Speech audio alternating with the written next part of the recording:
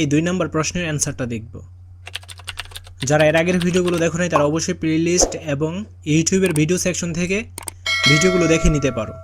2, রচনাটি লেখার পর এটি কেন বিবরণমূলক, বিশ্লেষণমূলক, তথ্যমূলক বা কল্পনা নির্ভর তার পিছনে যুক্তি দাও।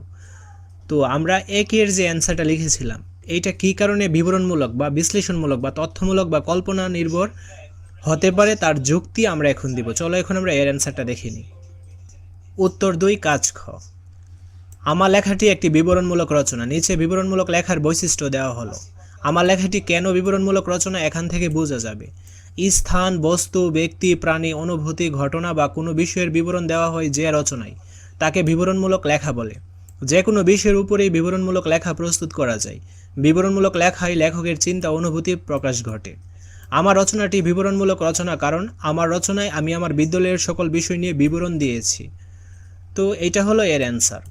পরবর্তী ভিডিওগুলো পাওয়ার জন্য অবশ্যই চ্যানেলটি সাবস্ক্রাইব করে অল নোটিফিকেশন অন করে রাখতে হবে।